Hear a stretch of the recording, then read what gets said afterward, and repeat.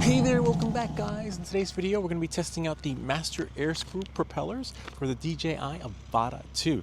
So it'll be interesting. We'll test it out in with the motion controller, and maybe in a future video we'll test it out in manual mode. So I can't wait to see how these work. Apparently they have some mixed reviews, but why don't we check it out? So without any further ado, come, let's get started.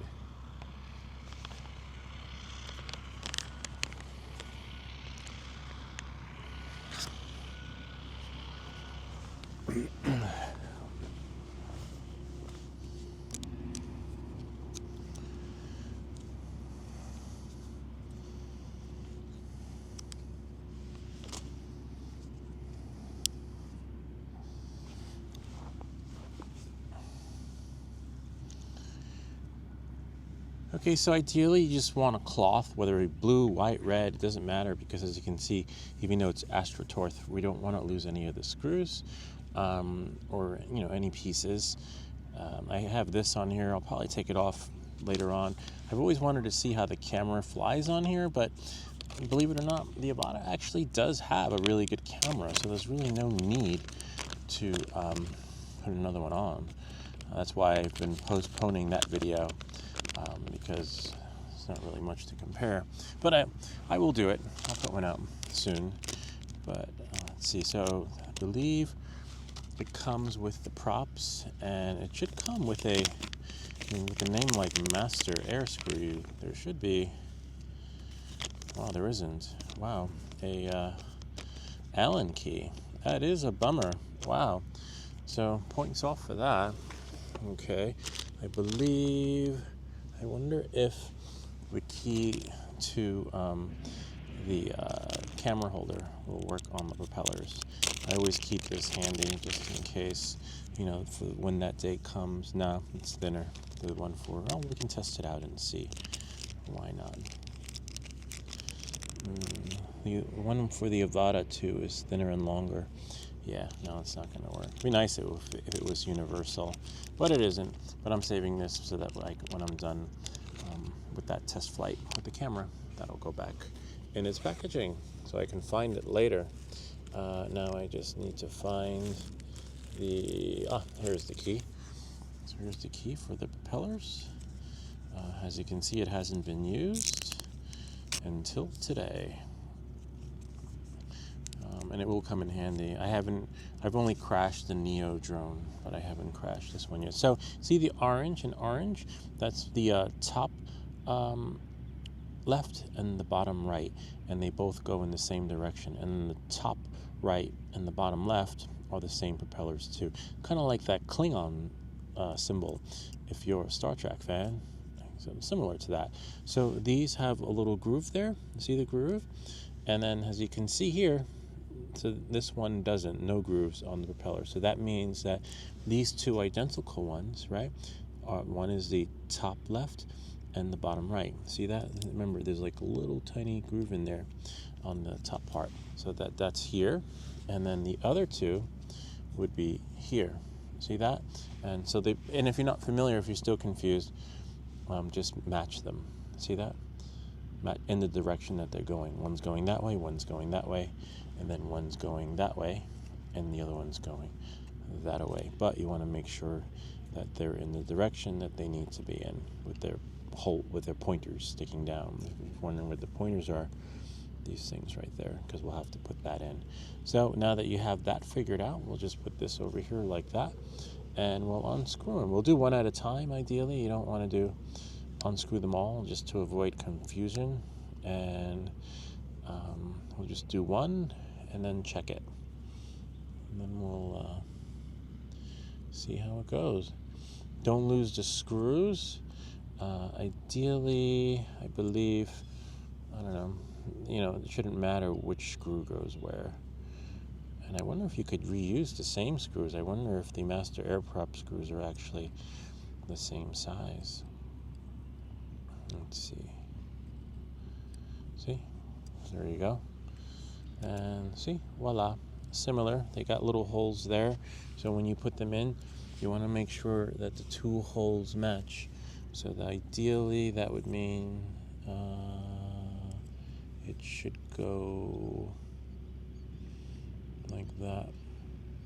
See how that came off, right? Because the screws go into two particular holes, so we want to make sure that we line it up correctly. So that would mean that this would go in one particular way. I wonder if we could reuse the same screw. See, and then see, yep, it fit right in. Now, as for it goes into its hole, but I think we could reuse these. Since they are the same size, I believe. We'll double check before we'll screw one in. Nice, and it fits. Doesn't rub. Really nice. And then this one should go right in really easily. Okay. Yep. And you don't want to make it too tight, but just tight enough so it goes in. Yeah, they fit right in perfectly. Gotta love it.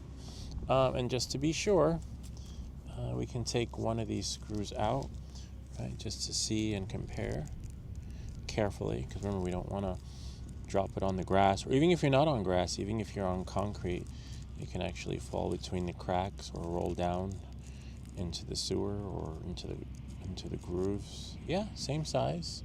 We'll compare. We'll take one out. We'll do the bottom right one, okay? And just to be sure, we'll take one screw out.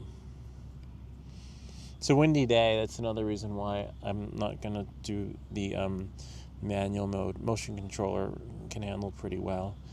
I'm not sure how this will respond to the actual rates too. So I'm not, sure if it will require additional custom rates. So this is the one that came out. And this is the one, yep, same size, just different color. So the ones that come with the master air screws have like a silver-ish color. See, I dropped one. And then the original ones are black for the Avata too. So knowing that, moving forward, we can securely put these in here, because you never know, you might need them when you crash, or if you're changing the propellers and you're short a screw, you won't go crazy looking for them. So remember, we're using the same screws because they do work with these props, which is great. A lot of times when you get accessories for any drone, they come with screws because they just won't work with the original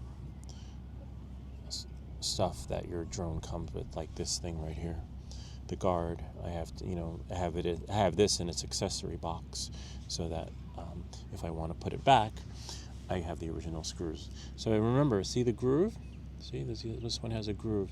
So we're doing this on the bottom right, okay? And so you have to match it so it goes into the groove, and then the screws have their own little hole, okay? So, you should hear it pop when it goes in, all right? And then we will go, it has to go in. Yep, and it shouldn't move. Nice, so that went in. And remember, watch your screws, because you don't want to lose them. Even though you'll have spare, but you just want to keep your stuff in order. This is nice that they actually threw that in. And we're using the original ones, and as you can see, they have dry lock on them, which is just great. Just keep turning it. You don't need to over tighten it, but just snug. And considering no one's actually come out with some sort of access flying kit for this, so that we could do an invasion of the body snatcher type experience, or what I usually call a Frankenstein, which is where you take the insides and this and transfer it into another body. But I'm surprised no one's come up with that yet, because if they do, I would love to try it. If you've seen my Avata access motor upgrade, I did that, but I didn't do the access flying kit. Wasn't crazy about it. It kind of reminded me of the Gep RC Cinelog 35, a little bit of a bigger drone. I'm a big fan of the smaller drones. I think if they had made it smaller, and I wasn't crazy about the way the frame was. It was kind of, for me, it was more about the design, even if it did fly well. But the motor upgrade was just phenomenal on the Avata 1. It was able to handle the weight of the camera. It just flew faster. I mean, as for loud, I'm not sure if it was too loud, because I could hardly hear it anyway. But my neighbors would hear it. Sometimes I'd get a text in the middle, not middle of the night, but after sunset. And my friend Dan would be like, "Put the birds away. Time to put the birds away." Because it's hard when you start flying. It gets addictive. Addicted FPV. So I'm just following the hole. Remember that they have to go into the hole and then try to turn it so it doesn't turn. And then you take the screws and then you put them back in. Remember, the grooves are on that side. And we'll know because thankfully we're on AstroTurf. So I highly recommend doing this on a grassy field if you haven't done this before. This way, if you put them on wrong, you'll just hover. Not hover, you'll just flip over or something. And hopefully you have some sort of protective guard so that you don't ruin your drone. See, one more propeller and we're almost done. Kind of neat, huh? And then we'll see how it looks in front of the camera. Hopefully, if it doesn't flip over. Hold on. Just turn that. Remember, just turn it. You don't need to tighten it so it's like corkscrew tight.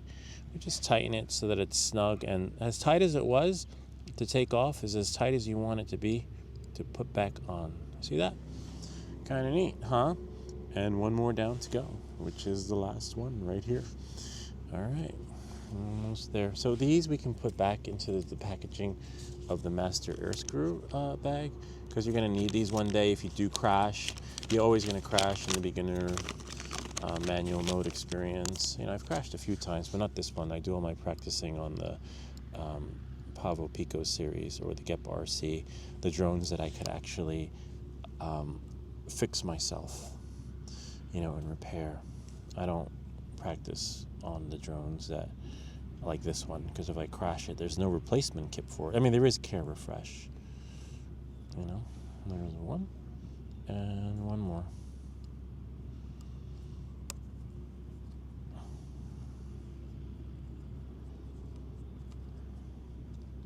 See? Voila. And again, keep your parts together because you don't want to lose them. And then not have them when you need them. That hole, see, goes into its little hole, and the props go into the prop hole. And you'll know because you can't mess it up.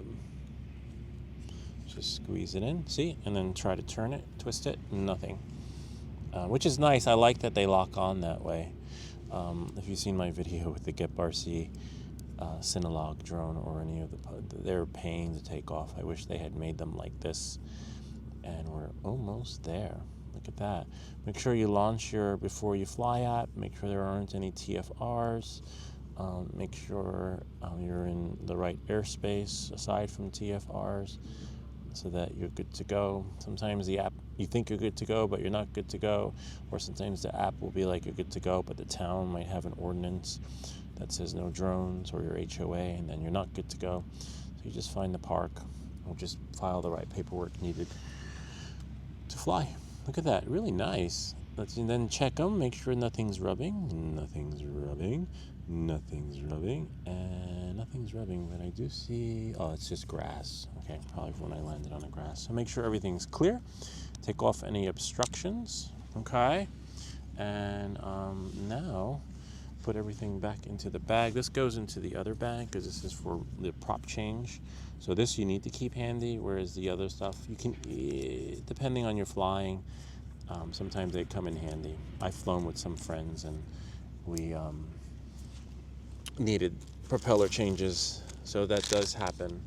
I'm just going to clear everything out of the way here. And we're probably, remember, we're going to do the motion controller on this flight, and maybe on a future flight, I don't know, come back and try in manual mode. Look at that. It's really nice, really colorful. I love it. All right, so we're just gonna go here. Oh, bummer. Only got 2 bars. I thought I charged these batteries. Oh, probably because they dissipate over the course of time. So what we'll do is, for any fun test flight, we are going to fly at a battery that's at 100%, right? Can't go wrong there. There we go. Full bars. See? And then we'll turn this on. And of course, we have to launch our before we fly app. Let's get rid of that and go to it. It's called AirAware. Really nice application. Seems like it's sponsored by the Pilot Institute. It's amazing that they are part of this experience because, but the app is glitchy. Watch, if I go here, commercial, and then click here, file flight, and then click there, I'm not a robot, and then file flight again. It's like a duplicate effort, and then close. That should be yellow, so don't trust the process. But if I quit it, right, like that, whoops, and then go down, and then launch it again, now I know I'm good to go. See, so don't trust it. See, as it like did it twice, but that's fine. All right, so knowing that, moving forward, make sure you're good to go. When you're not good to go, make sure all your parts are present. This looks really nice, though. I love the colors. Can't wait to, hold on, turn this on. Got 1 bar running low there, but that's okay. Whoops. Oh, nice, it connected. It's a little tight. I think my kids were flying this the last time in one of our last videos. And then, let's see. Actually, let's turn it that way, okay? Because that's the way we probably want to go take off and check it out in front of the camera. Let's see, right about there. Let me just do a sound check. Nice. We have the audio recording, and let me see. Oh wow. Oh, disconnected. Probably because it was connected to the what do you call it? Neo. Great drone. Great starter drone. Got another video coming out with my kids flying it. As you can see, there we go. Connection successful. Okay, no image, no signal. We have 1 hour, 14 minutes left of the battery. 9 hours and, hold on 1 second.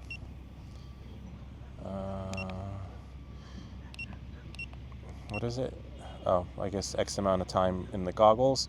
Make sure your surroundings are clear. We have 23 megabytes per second, which is great. And then we have 17 satellites and 83% battery. All right, let's see how this baby works. So we're just gonna launch it off. Remember, first launch it off. That's why another reason why we're not doing manual mode, because we're doing with the motion controller, just in case something glitchy happens. Maybe I put them on wrong. I did follow the packaging. The packaging does tell you matches, match there, match there, match there, and match there. It's like the Klingons. So the Klingons are coming, Captain. Okay, and now we're just gonna see. So good thing is that if we double tap, right, nothing crazy should happen.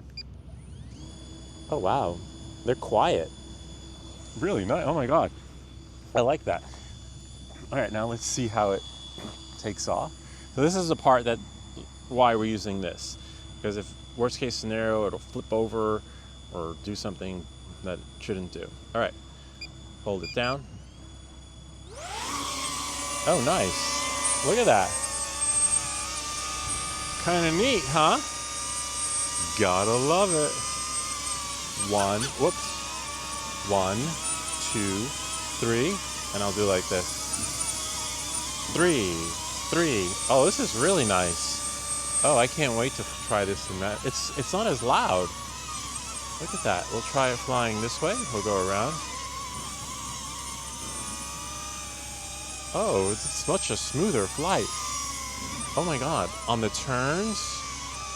Holy crap. Oh my god. I gotta love it. The way it maneuvers. I hear the screeching sound though, like the whistling. I'm not sure what that is. Like it sounds like something's rubbing a little bit. You heard, I don't know if you hear it, like a whistling sound. It is a little windy. If you look at the flat, I don't know if you hear that. But hopefully, oh my god. Wow, this is phenomenal. Oh, I so can't wait to try this in manual mode. There's something, let me see.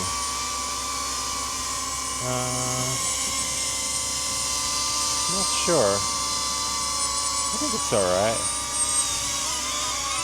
Beautiful though.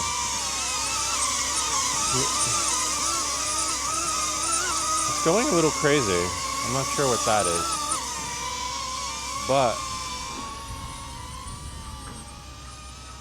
let's see how it flies. Let's take it for a spin. Hold on.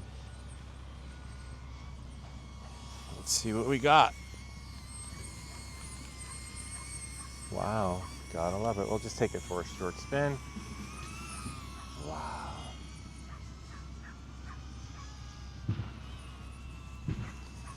Let's put it in sport mode.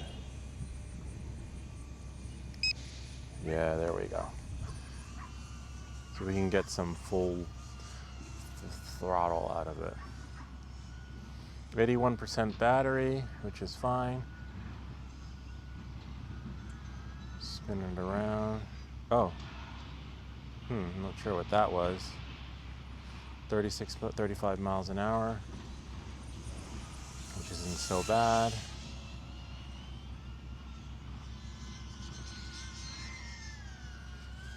Interesting. 25 miles an hour. Height speed is pretty good. And let's go over there into the field. It's a little windy. It's another reason why I left the manual controller, the RC3 at home. Sweet. Wow. It does seem smoother and faster. Wow. But it is really windy.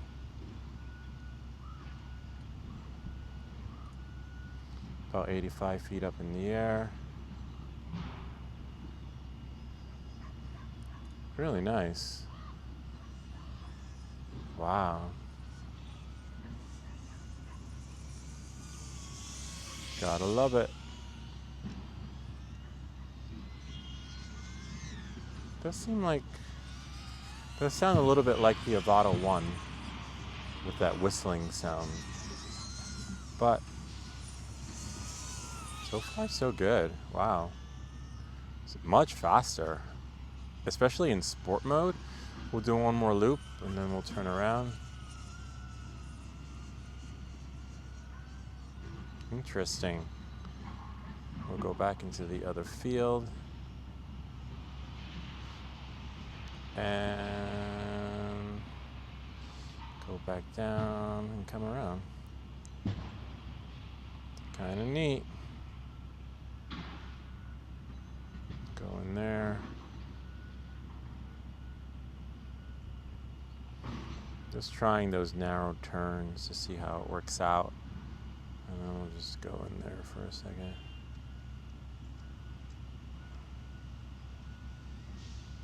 Nice. Gotta love it. Beautiful day out. Definitely. So much of it's 36. Well, it was 36 back there. Really nice.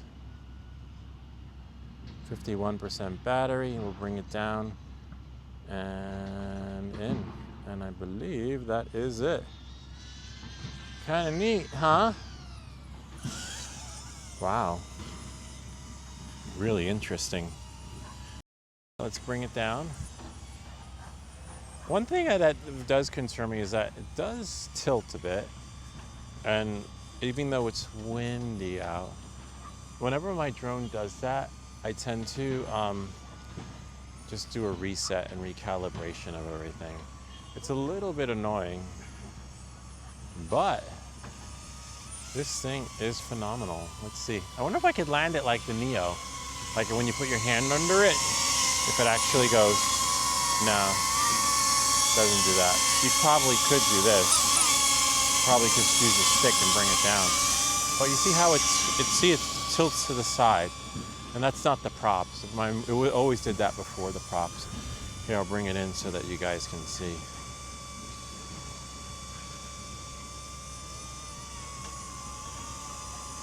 And that's pretty much it. Kind of neat, huh? Gotta love it. We'll land it this way. Which I don't recommend because these props are a little bit different. It's not like the Neo where you have that protection underneath like my kids were saying. Looks pretty good. No scruff marks. There's just some grass stains. But that's pretty much it. Anyway, I hope this video helped you. If you have any comments or questions, feel free to leave them down below. Or ideas for other videos. Remember to like and subscribe. And I'll see you all next time. Oh, he didn't have a spotter. Yeah, who flies with a spotter? Now, who needs a spotter? Actually, like I always say, they're always hiding and lurking in the shadows, pretending to be part of the crowd. Now that I'm done with my flight, I actually gave my spotter the heads up. So, you know, and here he is. We're done. Thanks. Hey. And now we're done. And that's it. Anyway, we're going to give him a chance to fly so that he has a turn. Here, we're going to give you a turn now.